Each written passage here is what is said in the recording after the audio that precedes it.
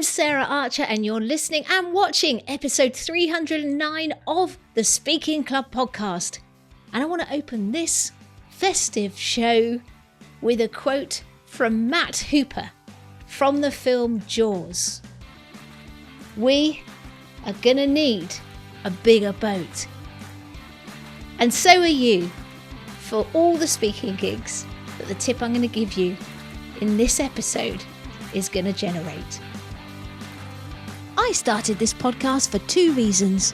Because I want to help people recognise the power of stories and humour in speaking, and because I believe it's your message that counts, not the number of ums and ahs you use.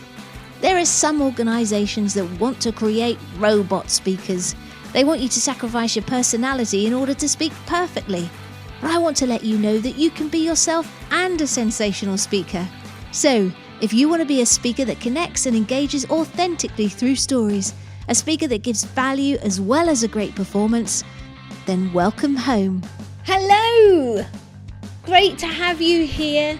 Now, you might have noticed that I am, if you're listening to this, you won't see it, but I'm wearing a festive Christmas jumper themed on one of my favourite films, Jaws.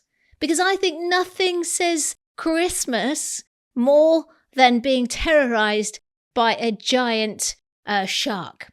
Now, there is a connection with what I'm going to share with you today, okay, with Jaws. And you might, if you're a regular listener or watcher for the show, if you've seen me, you've probably seen that I've got a Jaws mug too. I'm Jaws mad. Jaws mad. I love that film. But there is a connection to the theme for today. Now, one thing you can say about that great white shark was that it was very persistent. It's kind of loosely linked to what I'm going to say to you today, because we are going to be talking about persistence. And the reason why I want to talk to you about this today is because I think it is the secret ingredient for getting you more speaking gigs. So let me just tell you a story to illustrate this. So, in fact, there's a couple, to be honest. So I have been working to get some speaking gigs just like you do. And a few months ago, I was at a conference and I saw a speaker. Here's a tip in a tip, to be honest. I saw a speaker put up a slide and it was of them at a particular conference. And I thought, oh, interesting. So I made a note and then I went back home and looked it up and found the contact. And I reached out to see if I could get on the gig for next year. And I didn't hear anything back, but then I did get something back. And so they were interested in finding out more. So they were booking speakers at the time, so that's great. So I sent over some info about what I was proposing to speak about. And then they suggested that I get in touch with the person that organised the event. And they would be coming back off holiday in a couple of weeks. So made a note to follow up in a couple of weeks. I followed up, didn't hear anything, nothing back. And I thought, oh, what can I do? What should I do? And what I actually did, and this is courtesy of my daughter, who is, I'm going to bring her on the show actually, because she is a super saleswoman and a master of cold outreach already. She's doing great. And she said, Mum, why don't you pick up the phone? So I picked up the phone. I called the person, got hold of them straight away. We had a little chat and they said, oh, perfect timing. Follow up with me, send me over some information, follow up with me in a couple of weeks, 10 days. So I did what I was asked, followed up, and then didn't hear anything. And I thought, well, I'll follow up again. But the way that I followed up wasn't like Jaws. It was thoughtful. And this is the key thing I want you to take away from this episode. There's a whole lot more to tell you, but this is the nuts and bolts of it. It was always considerate. It was always respectful. It wasn't high pressure. It was polite. And I just kept checking in. And eventually, we ended up on a Zoom call. And it looks like there's a possibility I'll be doing this gig next year. Now, that wouldn't have happened if I hadn't have been thoughtfully persistent. The same thing happened with another company. I reached out to a contact on LinkedIn and we connected back, and they gave me the name of a contact in the company. I reached out, didn't hear anything, did end up having a conversation with them, and then didn't hear anything again. So I picked up the phone and called them, had another little chat, and potentially doing business with this company next year. So this is the big thing that I want you to take away. You've heard that term probably. The fortune is in the follow-up. Now I want to say, I'm trying to think of a term. The prosperity is in the persistence. I don't know, but the key word is the thoughtful here, right? So it is follow-up, but it's a different type of follow-up. It's not the follow-up I often get from people. For instance, I get a load of people contacting me to come onto the show as a guest. And they can get quite forceful.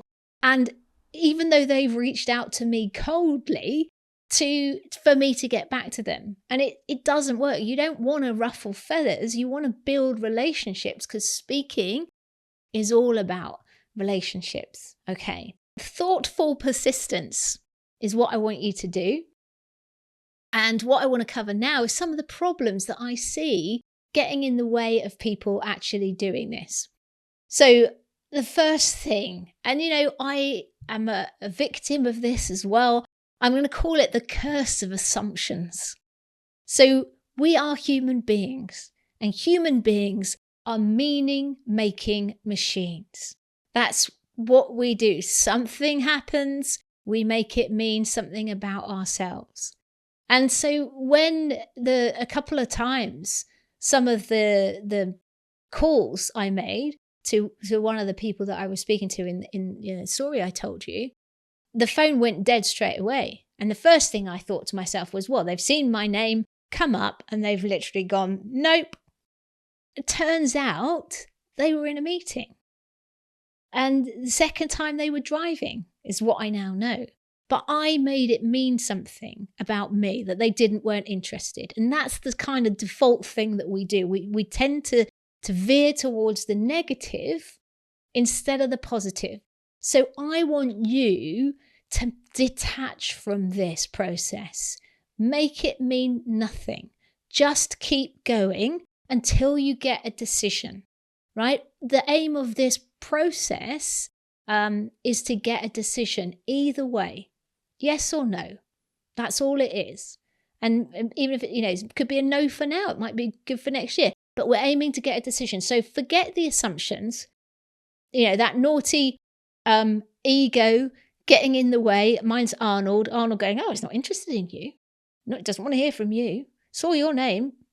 No, we don't want to do that. So forget Arnold or your version of Arnold. Just keep going, all right? And the other thing that happens is people do get caught up. So some people I know in the past have been quite grateful for the thing to be brought to their attention again. Okay, so the other problem I see, and this is linked to the curse of assumptions, is that you give up too soon. Yeah? Follow-up is not sending one more email after the email you sent. Follow-up is having a process of keeping going. And thoughtfully, back to this word thoughtfully, give it a bit of space. It's not like you're going, right, you didn't answer me yesterday, I'm sending another email today. Think about, give them enough time, think about a reasonable amount of time, and then follow up. So follow up, I'm thinking 3, 4, 5 times. We're working to get this decision, right? So don't give up too soon. Another thing, and I think there's a quote here that I try and keep in mind for this next one. It can feel uncomfortable, especially if we're shifting into picking up the phone, because it's something most people don't do these days. It can feel uncomfortable.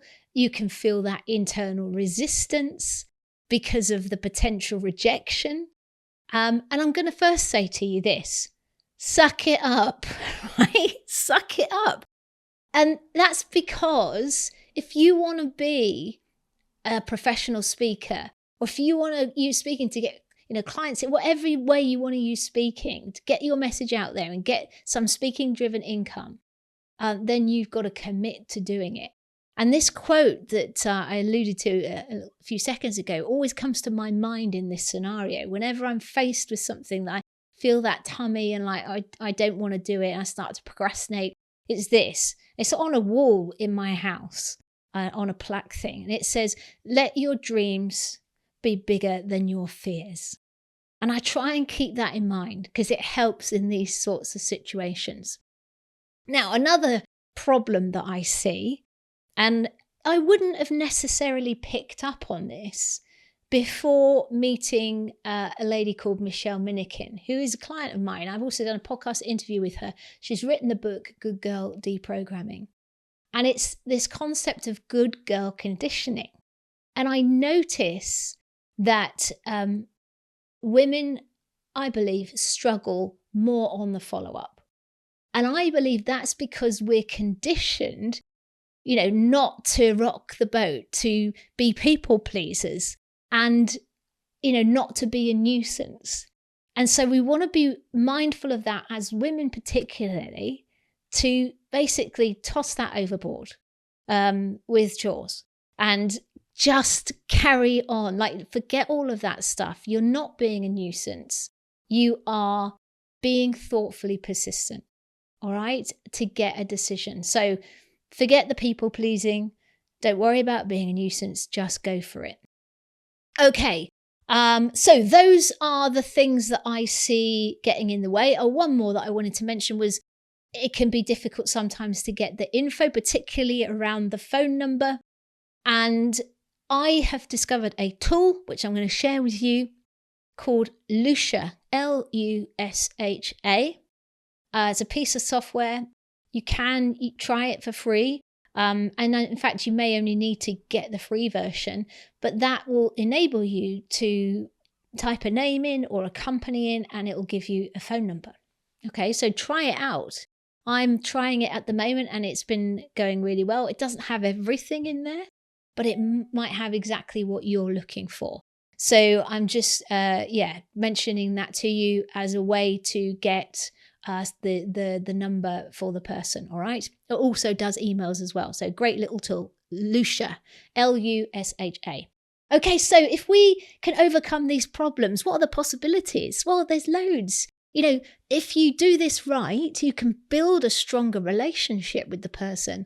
I've ended up, because of my thoughtful persistence, getting a phone conversation and a Zoom call with the event organizer, and also getting intelligence that I wouldn't have got unless I'd actually done that. Okay, and this is so simple. It is simple things that I'm talking about, but the hard bit is overcoming that resistance and that mindset stuff.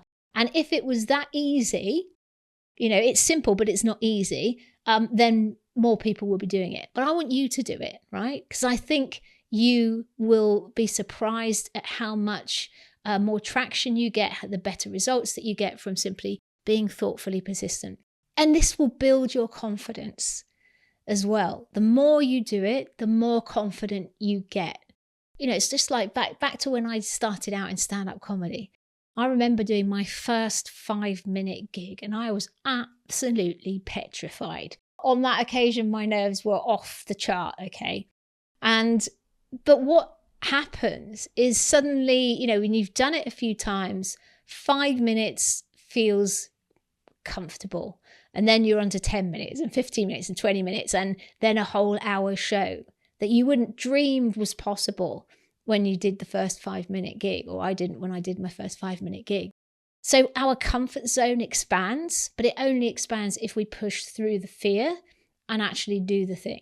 But you'll find your confidence will really supercharge the more that you do this. And obviously the other possibility is you get more gigs, right? And this is the main thing that we're talking about here. So that's what is possible. Those are the problems that I see. Okay, so you might be thinking, Sarah, how do we actually do this? So in terms of in practice, first of all, you do the initial outreach, okay? And I think there's a really key thing to say here, and that is that you want to be reaching out for engagement, not to get booked, all right? To start a conversation. So that's the first thing to say. Then follow up. It might be appropriate to follow up on an email, or you could do the initial outreach even on a phone. Depends how confident you're feeling. If you're not getting any response via email when you followed up, then do get on the phone and have a chat with the person, try and reach them. Mobile number would be a better option than a landline, so I would go for that. And just see how you do. And then the ultimate is to do this thing. If you get people on the phone, ideally you want to do this thing called BAMFAM. Book a meeting from a meeting. And effectively we treat that phone call as a meeting. So try and get a date in the diary where you actually can speak to the person where they've got more time, okay? Even if it's only 5 or 10 minutes. So those are the steps. But all of this is in the context of being thoughtfully persistent, being respectful, being polite, understanding their situation, not reading stuff into things that happen, and just keeping on until you get an outcome. So I hope that has been helpful for you today. This is the pre-Christmas show, and whatever you are doing in the festive season, whatever denomination that you are, I want to wish you a happy break. Enjoy, the cheer. There's a lot of sadness in the world at the moment, but this is a time of year where people are a bit more jolly, and make the most of it. I hope it's a happy one for you. Before I go, I just want to say thank you so much for listening to the show. And if you are a regular listener and you would like to rate or review, which would be amazing, thank you so much. If you'd mind doing that, you can do it over at ratethispodcast.com/TSC. And if you're watching the show on YouTube, if you could subscribe, leave a comment below, that would be fantastic. So all that's left for me to do is to say have a great break, as I've said, and I will see you in 2025. What? I know, time's flying. Have a good one. In the meantime, all I want to say is don't forget to go out, grab your life by the nuts, and get cracking. Bye-bye. It's a nightmare. You're an expert with so much to say, but now that you've been booked to speak, you're struggling to know exactly what to talk about. You want a talk that engages the audience and wins you new clients without you losing your personality or anyone feeling pitched to. But what happens when you sit down to create that talk is that you end up staring at a blank page for ages, or worse, surrounded by hundreds of sticky notes with content that you could include. With so much material, you just don't know where to start or finish. Don't worry, because many experts like you face exactly the same challenge. And that's why I created the Blank Page to Stage Guide.